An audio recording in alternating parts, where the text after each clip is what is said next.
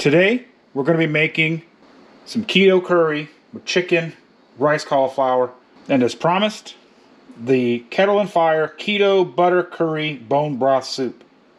Now this is very expensive. I hope it's very good.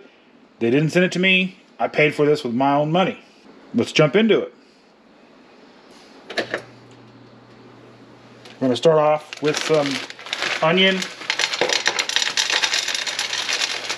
They're frozen. We'll add in a little bit of butter. We've got some Thai red curry paste. Red curry paste. Little chopped onions. We've got chili garlic sauce. You cannot go wrong with this. It's a staple in every home, along with sriracha. Though this is no sugar added. This is just chili, salt, garlic, and looks like things to keep it fresh in the jar. Potassium, sorbate, sodium, something or other. It's a little scratched off. Xanthan gum. So, not a lot of bad stuff going on here.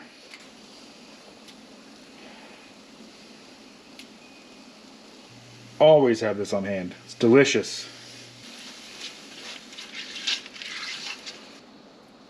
This smells amazing. We're going to add in some carrots for flavor. Not a ton, so it doesn't really up the carbs all that much. Really for flavor and texture.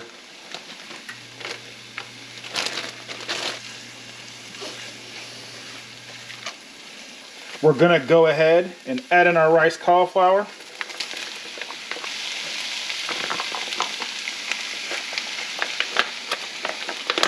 One thing you'll notice about me is I never just settle for the directions on the box. Never just go with what's in the container, the recipe. I always have to add more than it's asking for because why not? I've already drained our chicken breast.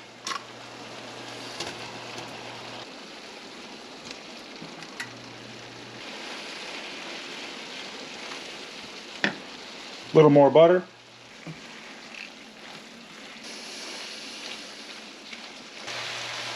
Now what it says, pull your sides up, squeeze them together, and shake well to blend. Oh, it smells fantastic. I hope it tastes as good as it smells. At least half as good as it smells. If you grew up like me, put a little bit of water in there, get more of it out. Especially, this was like $8. Seriously, $8. Crazy expensive. It better be really good. Kettle and Fire, I hope you watch this. I hope it's good. If it's not, I'm going to tell you, $8 better be delicious. Smells terrific.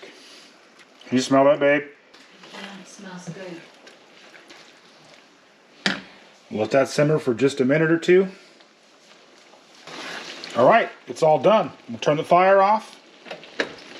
And we'll be back to tell you what we think. It's done. We have it in a bowl. Now let's give it a try. Kettle and Fire, if you're watching this, this better be good. $8, it's a lot of money. I'm cheap. If you think about it though, the $8 isn't so much because when we added stuff to it, it looks like you'll get about 4 servings. So that's not terrible. Now if I was to make it with nothing in it, that's probably 1.5 servings.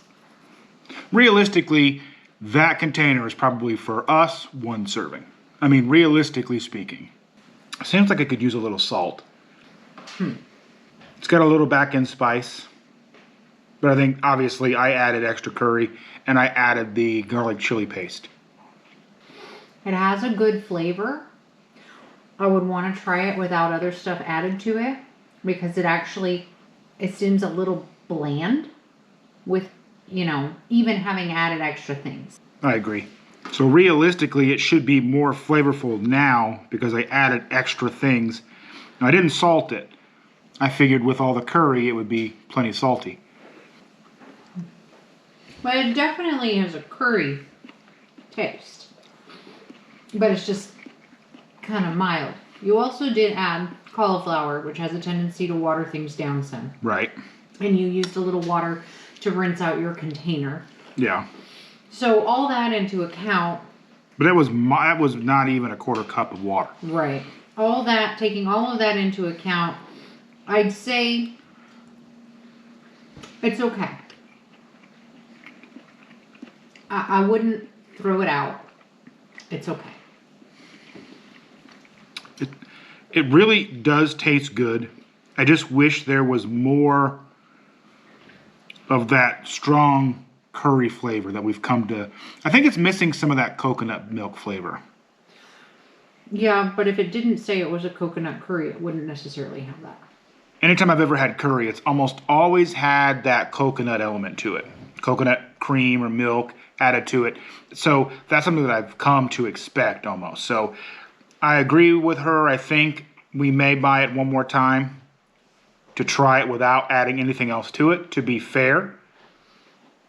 Though for me, it is very difficult to buy a product like that and not add things to it to make it go farther. So we will buy it again, and we will make it just as it is on the box, even though it is difficult for us to do that because adding our own ingredients makes it go farther. We like to stretch everything we can. Exactly.